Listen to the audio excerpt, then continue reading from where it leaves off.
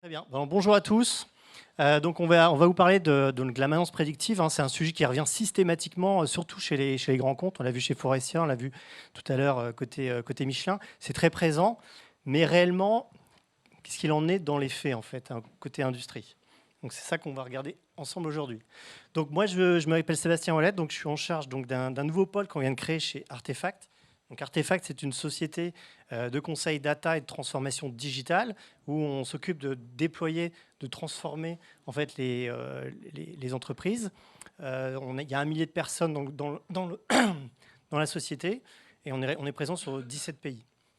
Donc Nicolas Babel, je suis le CEO et fondateur de la société eWatch qui fait des solutions packagées pour simplifier la connectivité sur les parcs industriels. Donc on aide à ce que ce soit des parcs connectés le plus facilement possible. Donc voilà, donc souvent l'usine du futur, c'est ce type d'image qu'on a en tête qui revient systématiquement. On dit voilà, l'usine est hyper connectée, on parle d'usine 4.0, on parle de robotisation. Ok, mais dans les faits, le parc aujourd'hui industriel en Europe, c'est plutôt ça. Voilà, c'est plutôt à l'ancienne. Il n'y a pas forcément de supervision en place. Et c'est un peu ce à quoi on s'attelle. Tout à l'heure, on parlait justement de moderniser l'industrie. On part de ça. Donc, on va prendre le cas d'un client pour nous expliquer un petit peu ce qu'on fait justement pour ces personnes-là. On va prendre la société donc Platex, qui est donc une société qui fait de la plasturgie industrielle. Eux, leur problématique aujourd'hui, elle est principalement sur la maîtrise de la consommation d'énergie. Ils ont des dépenses systématiques qui reviennent, ils ne savent pas le maîtriser, ils ne savent pas le contrôler. Côté supervision, pareil, ils n'ont pas accès au temps réel de manière informatique et ils aimeraient bien idéalement anticiper les pannes. Donc on part en fait d'un parc machine qui est quand même assez hétérogène, il n'y a pas de logiciel en place et les indicateurs qui sont que locaux aujourd'hui. Toute première chose, quand on intervient sur ce type d'entreprise, on essaye de fixer des objectifs. Alors ça peut paraître bête comme ça, mais je peux vous avouer qu'on part tout de suite sur la technologie. C'est hyper sexy l'IoT, on part sur les capteurs, sur l'IA, sur tout ça. Mais dans les faits, je vous assure qu'on n'arrive pas à démontrer forcément tout de suite des ROI. C'est qu'on teste souvent sans savoir exactement ce qui va se passer. Donc aujourd'hui, on essaie d'appliquer en fait une méthodologie, ce que nous on appelle test and learn. C'est on prend un capteur, on le teste, on le met en application tout de suite pour voir ce que ça fait, pour convaincre en fait les équipes métiers, pour convaincre le terrain. C'est hyper important en fait d'avoir le support des équipes.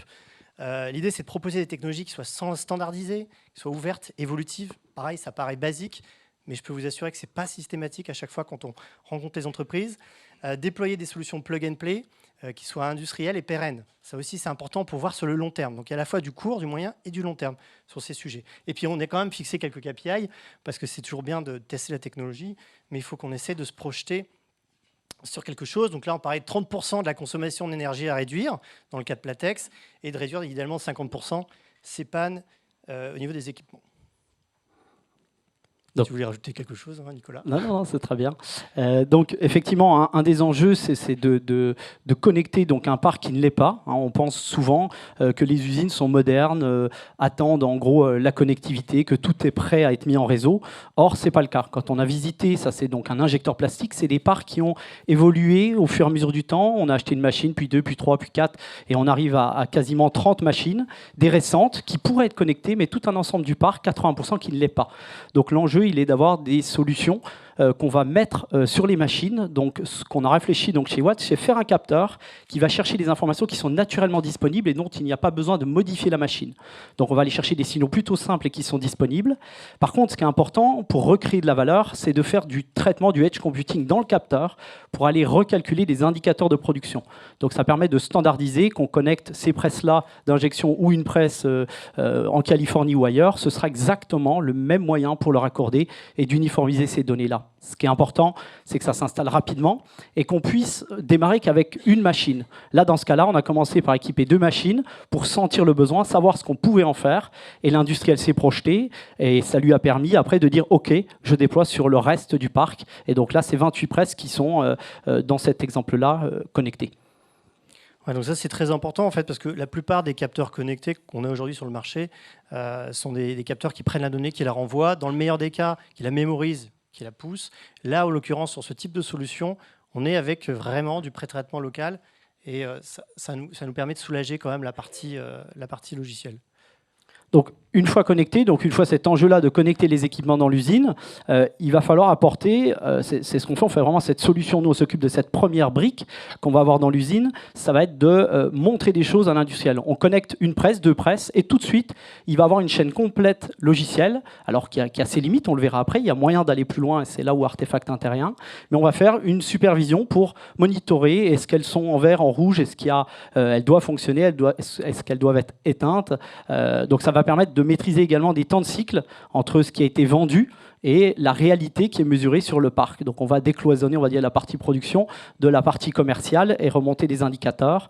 Et même simplement en équipant deux presses avec un investissement extrêmement limité, mais de la réalité augmentée, on va pouvoir, avec un appareil mobile, scanner un simple QR code sur la machine et avoir dans l'usine, au sein de l'usine, on le voit là à droite, des informations pour voir si tout se passe bien, si le temps de cycle est respecté, différentes informations autour de la consommation.